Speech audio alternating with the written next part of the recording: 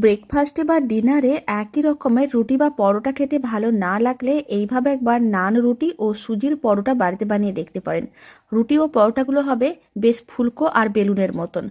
ঠান্ডা হওয়ার পরেও রুটি ও পরোটাগুলো থাকবে একই রকম নরম তুলতুলে, খেতে ভীষণ ভালো হয় আর বানানো তো একেবারেই সহজ। আপনারা দেখুন, রুটি ও পরোটাগুলো দেখেও বোঝা যাচ্ছে কতটা নরম তুলতুলে হয়েছে। আর এই পরোটাগুলো কিন্তু অনেকগুলো লেয়ার থাকে, এতে পরোটাগুলো দেখতে যেমন ভালো লাগে, খেতেও আরও অনেক বেশি ভালো লাগে। তো চলুন বানানো শুরু করা যাক। প্রথমে একটা বড় সাইজের মিক্সিং বোল নিয়েছিলাম, তার মধ্যে আমি দিয়ে দিলাম মেজারিং কাপের 2 কাপ ময়দা। এখানে আমি ময়দা দিয়ে বানাচ্ছি, আপনারা চাইলে আটা দিয়েও বানাতে পারেন। এখানে আমি 300 গ্রামের মতন ময়দা নিয়েছিলাম। অল্প একটু লবণ দিলাম, চা চামচের 4 ভাগের 1 ভাগ, আর 1 চামচের মতন চিনির গুঁড়ো দিলাম, আর দিয়ে দিচ্ছি চা চামচের 1 চামচ ইস্ট। এবার আমি এর মধ্যে দিয়ে দিচ্ছি বড় চামচের 1 চামচ সাদা তেল। তারপর সমস্ত শুকনো উপকরণ খুব ভালো করে একসঙ্গে মিশিয়ে নিতে হবে। আমি এখানে অল্প একটু চিনির গুঁড়ো দিয়েছি, তবে এটা একেবারেই অপশনাল, আপনারা চাইলে দিতেও পারেন, নাও দিতে পারেন। তারপর সমস্ত উপকরণগুলোকে খুব ভালো করে এইভাবে মিশিয়ে নিতে হবে। যখন সমস্ত শুকনো উপকরণ খুব ভালো করে মেশানো হয়ে যাবে, তখন অল্প অল্প জল দিয়ে একটা ডো রেডি করতে হবে। এখানে আমি রুম টেম্পারেচারের জলে নিয়েছি, কোনো রকম ঠান্ডা বা গরম জল নেইনি। তবে আপনারা চাইলে উষ্ণ গরম জল দিয়েও ডোটা রেডি করতে পারেন, তাহলে ইস্টটা তাড়াতাড়ি তার কাজ শুরু করে দেবে। খুব ভালো করে অল্প অল্প জল দিয়ে এরকম একটা ডো রেডি করে নিয়েছিলাম, আর ডোটা ঠিক এরকমের নরম করেই মেখে নিতে হবে। এখন অল্প একটু তেল নিলাম, তেলটা দিয়ে খুব ভালো করে ডোটা একটু মেখে নিচ্ছি, এতে ডোয়ের যে চিটচিটে ভাব সেটা চলে যাবে আর ডোটা খুব সুন্দরভাবে সেট হবে। এতে রুটিগুলো অনেক বেশি নরম তুলতুলে আর ফুলকো হবে। এবার ঢাকনা দিয়ে ঢেকে 30 মিনিট রেখে দিতে হবে। 30 মিনিট রেখে দিয়েছিলাম, এবার ঢাকনাটা খুলে নিলাম।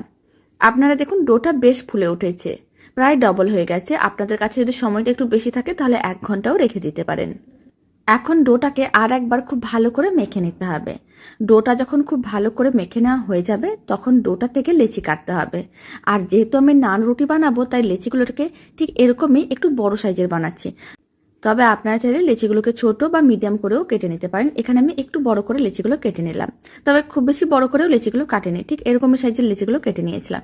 আর যে পরিমাণ আমি ময়দা নিয়েছিলাম, সেই পরিমাণ ময়দা দিয়ে 6 থেকে 7টার মতন নান রুটি হবে। এবার আমি কিচেন স্ল্যাবে সামান্য পরিমাণ ময়দা ছড়িয়ে দিলাম। তারপর একটা করে লেচি নিয়ে নিতে হবে।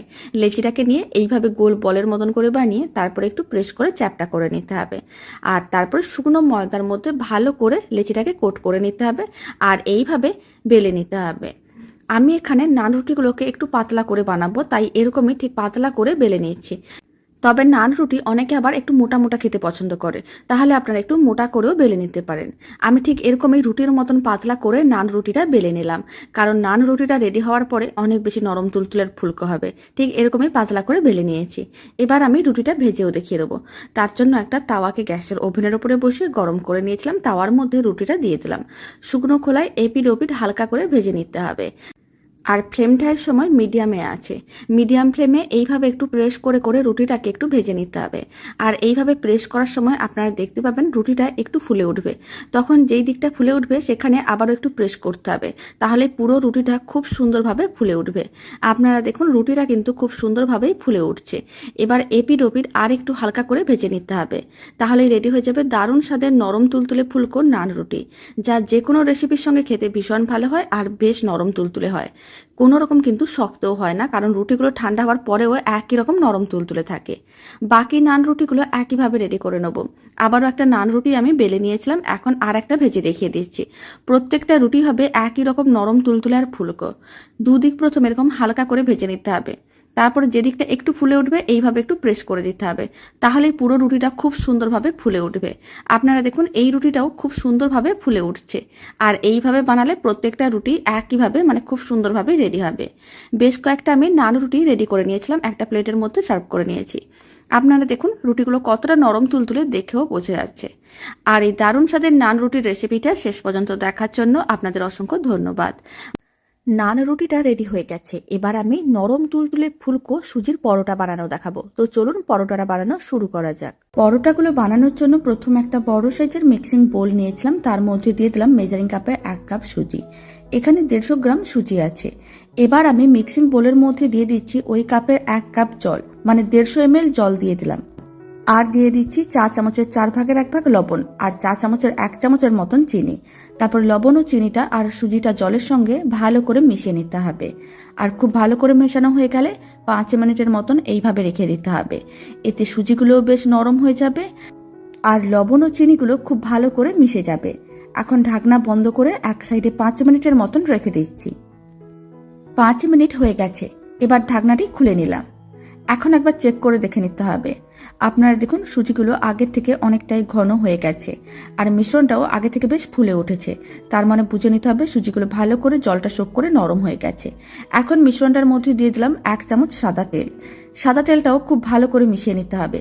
এইভাবে অল্প একটু তেল মিশিয়ে নিলে সুজির পরোটাগুলো বেশ নরম তুলতুলে হবে আর খেতেও ভালো লাগবে।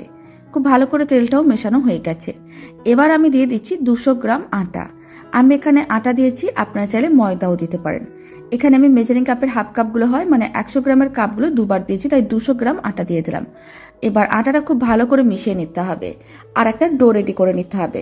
এক্সট্রা করে আর কোনো রকম জল দেওয়া যাবে না। সুজির মিশ্রণটা দিয়েই খুব ভালো করে মেখে ডোটা রেডি করতে হবে। আর এখানে আমি রুম টেম্পারেচারের জল দিয়ে সুজিগুলোকে ভিজিয়ে রেখেছিলাম। আপনারা চাইলে উষ্ণ গরম জল দিয়েও সুজিগুলোকে ভিজিয়ে রাখতে পারেন। খুব ভালো করে মেখে ডোটা রেডি করে নিয়েছিলাম। ডোটাকে আর রাখার প্রয়োজন নেই। এবার ডোটার থেকে লেচি কেটে নিতে হবে।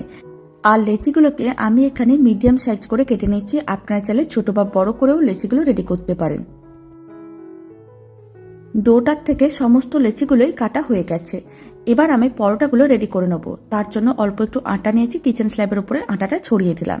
তারপর একটা লেচি নিয়ে নিতে হবে। লেচিটাকে এইভাবে ভালো করে গোল করে তারপর একটু প্রেস করে চ্যাপটা করে নিতে হবে। তারপরে লেচিটাকে খুব ভালো করে আটার মধ্যে কোট করে নিতে হবে। এইভাবে আটা ও সুজি মিশিয়ে পরোটার রেসিপিটা বাড়িতে বানিয়ে দেখতে পারেন। খেতে একেবারেই অন্যরকম হয়। আশা করি পরোটার রেসিপিটা আপনাদের খুবই ভালো লাগবে। প্রথমে এইভাবে একটা রুটির মতন করে বেলে নিতে হবে। আর যেহেতু আমি এখানে ত্রিকোণা পরোটা বানাবো তাই লেয়ারও খুব সুন্দরভাবে রেডি হবে। তাই প্রথমে এইভাবে একটু গোল করে রুটির মতন করে বেলে নিতে হবে। তারপর অল্প একটু তেল নিতে হবে আর তেলটা খুব ভালো করে চারিদিকে ছড়িয়ে নিতে হবে। এতে পরোটার মধ্যে খুব সুন্দরভাবে লেয়ারগুলো রেডি হয়ে যাবে। যখন তেলটা ভালো করে ছড়ানো হয়ে যাবে অল্প একটু আটা নিতে হবে। আটাটাও খুব ভালো করে ছড়িয়ে দিতে হবে। আটাটা এইভাবে একটু ট্যাপ করে নিলাম। এবার আমি লেয়ার করব। তার জন্য এইভাবে একবার ফোল্ড করে নিতে হবে। আবারও হাফ করে নেওয়া অংশটাকে আবারও এইভাবে ফোল্ড করে নিতে হবে। তারপরে অল্প একটু আটা ছড়িয়ে আবারও বেলে নিতে হবে। তাহলেই ত্রিকোণা পরোটাটা একেবারেই রেডি হয়ে যাবে। আপনারা চাইলে চৌকো করেও পরোটাগুলো বানাতে পারেন আর না হলে গোল করেও পরোটাগুলো রেডি করতে পারেন। সমস্ত পরোটাগুলো একইভাবে রেডি করে নিতে হবে। এই ত্রিকোণ পরোটাটা রেডি হয়ে গেছে। এবার এক সাইডে রেখে দিচ্ছি আর বাকি পরোটাগুলো রেডি করে নিতে হবে। এবার পরোটাগুলো ভেজে নেব। তার জন্য একটা তাওয়াকে গ্যাসের ওভেনের উপরে বসিয়ে গরম করে নিয়েছিলাম। প্রথমে শুকনো তাওয়ার উপরে মানে গরম তাওয়ার উপরে একটা পরোটা দিয়ে দিলাম। শুকনো খোলায় এপিড ওপিড একটু ভেজে নিতে হবে। তারপর অল্প তেল দিয়ে এইভাবে ব্রাশ করে নিতে হবে। তেলটা ব্রাশ করার পরে আবারও পরোটাটাকে একটু উল্টে পাল্টে দিতে হবে। তারপর আবারও এই সাইডে অল্প একটু তেল দিয়ে দিতে হবে আর তেলটা খুব ভালো করে ব্রাশ করে নিতে হবে। তারপরে উল্টে পাল্টে পরোটাটাকে হালকা লাল করে ভেজে নিতে হবে। তাহলেই রেডি হয়ে যাবে দারুণ স্বাদের নরম তুলতুলে সুজির পরোটা। আর আপনারা দেখুন পরোটাগুলো কত সুন্দরভাবে ফুলে উঠেছে। তার মানে বুঝে নিতে হবে পরোটাগুলো খুব সুন্দরভাবে রেডি হচ্ছে। এতে পরোটাগুলো লেয়ারগুলো খুব সুন্দরভাবে রেডি হবে। উল্টে পাল্টে দুদিকে পরোটাটা এইভাবে লাল করে ভেজে নিয়েছিলাম। এবার তুলে রেখে দিচ্ছি। এখন আমি আর একটা পরোটা ভেজে দেখিয়ে দেবো। তার জন্য আর একটা পরোটাকে তাওয়ার মধ্যে দিয়ে দিলাম। প্রথমে একইভাবে শুকনো খোলায় এপিড ওপিড ভেজে নিতে হবে। এপিড ওপিড শুকনো খোলায় ভেজে নেওয়ার পরে অল্প অল্প তেল ব্রাশ করে আবারও পরোটাটাকে উল্টে পাল্টে লাল লাল করে ভেজে নিতে হবে। আর বাকি সমস্ত পরোটাগুলো একইভাবে ভেজে নিচ্ছি। এই পরোটাটাও বেশ সুন্দরভাবে ফুলে উঠেছে। তার মানে বুঝে নিতে হবে এই পরোটাটাও লেয়ারটা খুব সুন্দরভাবে রেডি হচ্ছে। সমস্ত পরোটাগুলো একইভাবে ভেজে নিতে হবে আর ফ্লেমটা মিডিয়াম টু হাইতেই রাখতে হবে। এখন সমস্ত পরোটাগুলো ভেজে নিচ্ছি, তারপরে আমি আপনাদের দেখাচ্ছি।